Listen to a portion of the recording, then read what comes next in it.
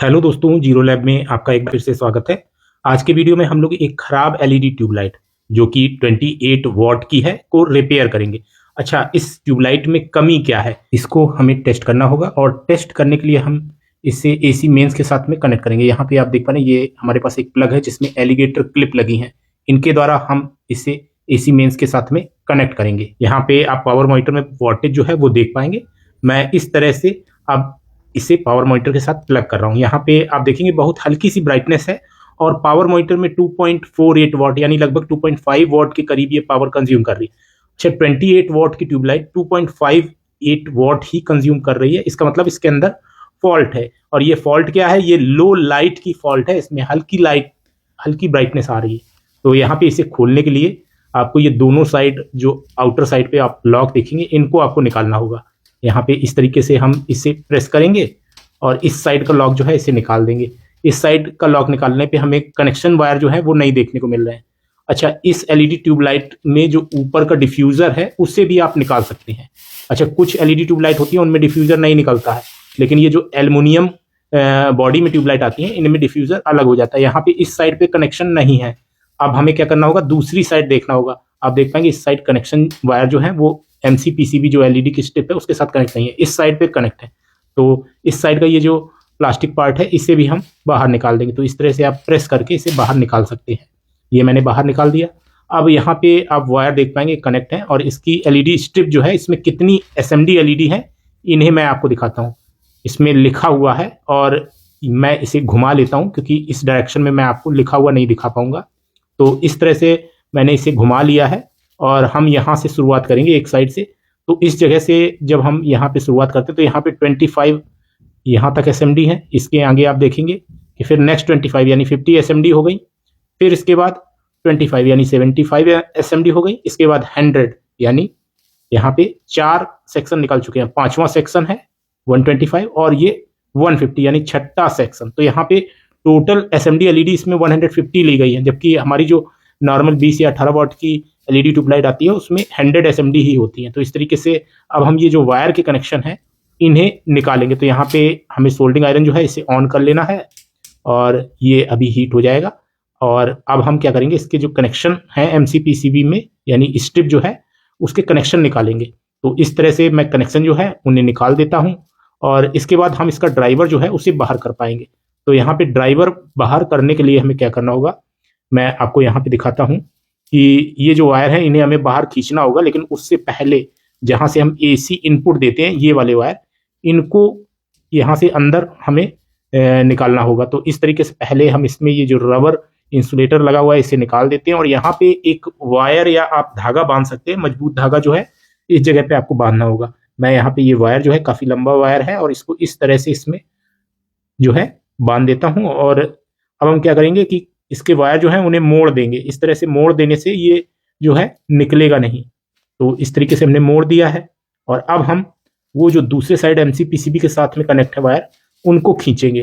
तो यहाँ पे आपको धीरे से ही खींचना है, नहीं वायर टूट सकते हैं, तब थोड़ा सा प्रॉब्लम बढ़ सकती है कि ड्राइवर मुश्किल से निकलेगा। तो इस तरीके से हम धीरे धीरे ये जो वायर है इन्हें खींच के और इसका जो ड्राइवर है उसे बाहर निकाल लेंगे। यहाँ पे आप देख पा रहे हैं हम इस तरह से इसका ड्राइवर जो है उसे बाहर निकाल लेते हैं, और अब हम यहाँ पे ड्राइवर जो है उससे देख पाएंगे। यहाँ पे आप देख पा रहे हैं इसके अंदर ड्राइवर जो है इंस्टॉल है पूरा। ये पीवीसी ऊपर से लगा हुआ है, चूंकि इसकी बॉडी जो है एल्युमिनियम की है तो शॉर्टिंग ना हो इसलिए यहाँ पे इंसुलेशन का विशेष ध्यान दिया गया है।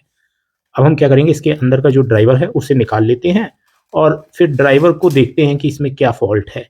यहाँ पर आप देख पाएंगे इसका ये ड्राइवर है, और ड्राइवर में काफी सारे कंपोनेंट लगे हुए हैं। कुछ कंपोनेंट इस साइड भी लगे हुए हैं और कुछ कंपोनेंट दूसरी साइड भी लगे हैं। यहाँ पे 2 फ्यूजिबल रेजिस्टेंस लगी हैं, एक एमओवी लगा हुआ है, यहाँ पे एक पीएफ है इंटरफेरेंस के लिए, इसके बाद ये ब्रिज रेक्टिफायर है, और यहाँ पे ये हमारा ड्रम इंडक्टर है। ड्रम इंडक्टर के साथ ही एक एसएमडी रेजिस्टेंस भी लगी है। यहाँ पे एक पीएफ है इंटरफेरेंस के लिए, ये एमओवी लगा हुआ है, ये एलईडी ड्राइवर आईसी, और इस साइड पे कुछ एसएमडी कंपोनेंट लगे हुए हैं। यहाँ पे आप देख पाएंगे इसके आगे एक इलेक्ट्रोलाइट कैपेसिटर और 2 ये इंडक्टर ट्रांसफार्मर और एक इलेक्ट्रोलाइट कैपेसिटर लगा हुआ है। यहाँ पे सबसे पहले हमें जो ड्रम इंडक्टर है इसे टेस्ट करना होता है। अच्छा, जब ड्रम इंडक्टर ओपन हो जाता है ऐसी स्थिति में भी ये फॉल्ट जो है आ सकती है। और दूसरी चीज आप यहाँ पे देखेंगे कि एसएमडी कंपोनेंट आपको अच्छे से देख लेने हैं, कोई भी खराब ना हो। तो यहाँ पे एसएमडी कंपोनेंट सभी जो है सही दिख रहे हैं हमें, और ये जो रेजिस्टेंस लगी हैं ये इसकी जो करंट सेंस रेजिस्टेंस है वो होती है, और यहाँ पे ये सभी सही हमें दिख रही हैं। यहाँ पे जो हमारा ड्रम इंडक्टर उसकी रेजिस्टेंस भी ठीक है, और ये सभी कंपोनेंट जो है बिल्कुल ओके हैं। यहाँ पे जो हमारा ये ड्राइवर है इसे हम अब फिर से एलईडी स्ट्रिप के साथ में कनेक्ट कर लेते हैं, और उसके बाद एक बार मैं फिर से आपको टेस्ट करके यहाँ पे दिखा देता हूँ। यहाँ पे जो हमारी एलईडी स्ट्रिप है उसके कनेक्शन हमें जो ड्राइवर है उसके साथ करने हैं, और फिर से एक बार टेस्ट करना है, जिसके बाद हम क्लियर कर पाएंगे कि क्या प्रॉब्लम है।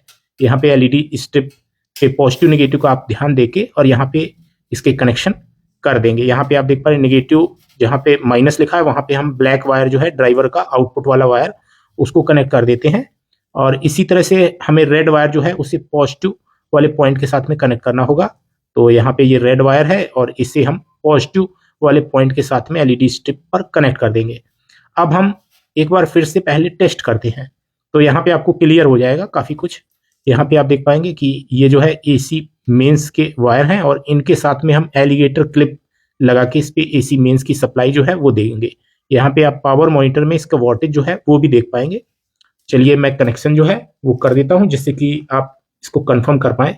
यहाँ पे आप देख पाएंगे कि एलईडी स्ट्रिप अब भी बहुत हल्के से ग्लो कर रही है, और यहाँ पे ये लो लाइट की प्रॉब्लम जो है उसकी वजह क्या हो सकती है उसको हम देखते हैं। तो उसकी सबसे पहली वजह जो है वो ड्रम इंडक्टर ही हो सकता है। यहाँ पे ड्रम इंडक्टर को हमें मल्टीमीटर द्वारा टेस्ट करना होगा, और उसके बाद हम दूसरा जो कंपोनेंट है मुख्य उसे टेस्ट करेंगे। तो यहाँ पे ये सारे कंपोनेंट जो है ये सही है, बस ड्रम इंडक्टर हम पहले टेस्ट कर लेते हैं, क्योंकि दिखने में मैनुअली हमको देख लेना होता है, कंपोनेंट दिख जाते हैं जो खराब होते हैं। मैं मल्टीमीटर को कंटिन्यूटी टेस्टिंग में लगाऊंगा। यहाँ पे आप देख पा रहे हैं बजर मोड में, और इसके बाद बैकलाइट में ऑन कर देता हूँ, और अब हम मल्टीमीटर से इसका जो ड्रम इंडक्टर है उसे टेस्ट करते हैं। ड्रम इंडक्टर पे मल्टीमीटर जो है वो बजर मोड में बीप देगा। यहाँ पे आप देख पाएंगे इस तरीके से हम ड्रम इंडक्टर के दोनों पॉइंट्स पे लगाते हैं, तो यहाँ पे आपको बीप की साउंड जो है वो सुनाई दे रही होगी।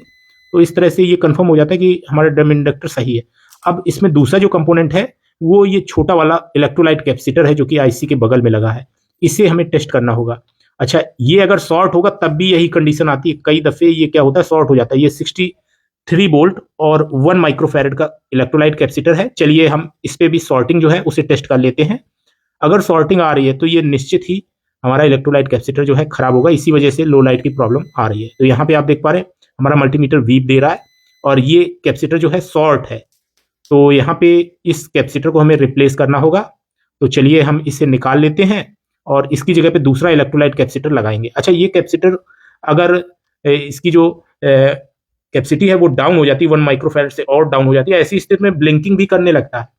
और यहाँ पे ओपन की स्थिति में अगर ये कैपेसिटर ओपन हो जाए तो ऐसी स्थिति में इसकी आईसी जो है वो खराब हो जाएगी, निश्चित रूप से आईसी जो है वो खराब हो जाएगी। तो यहाँ पे इस चीज का आपको विशेष ध्यान देना है कि ये स्विचिंग कैपेसिटर है और इसकी वजह से भी काफी सारी प्रॉब्लम जो है वो आती हैं।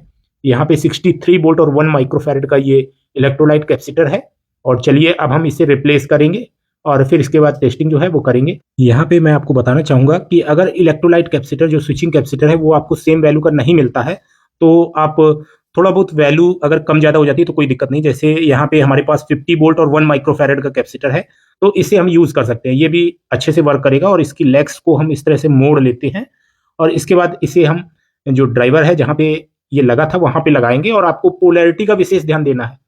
पोलैरिटी आप देख पाएंगे कि इसमें कैपेसिटर में नेगेटिव साइड पे बना होता है, यहाँ पे सर्किट में भी नेगेटिव पॉजिटिव लिखा हुआ है, और इस तरह से पॉजिटिव साइड पॉजिटिव की तरफ रखना है और नेगेटिव साइड नेगेटिव की तरफ रखना है। और इस तरह से हम ये जो इलेक्ट्रोलाइट कैपेसिटर है इसे लगा देंगे। यहाँ पे आपको ध्यान देना है कि जब भी आप इलेक्ट्रोलाइट कैपेसिटर जो है उससे रिप्लेस करें तो वहां पे अच्छे से क्लीन कर लें, जो पॉइंट्स हैं वो शॉर्ट नहीं रहने चाहिए। अगर हल्की सी भी शॉर्टिंग है तो ऐसी स्थिति में लो लाइट की प्रॉब्लम आ सकती है। अगर तुरंत नहीं आएगी तो कुछ देर चलने के बाद हो सकता है कि लो लाइट की प्रॉब्लम आपको फेस करनी पड़े। यहाँ पे ड्राइवर का जो पॉजिटिव वायर है वो ड्राइवर से अलग हो गया है, तो इसे हमें फिर से लगाना होगा ड्राइवर में और फिर हम टेस्टिंग जो है वो कर पाएंगे।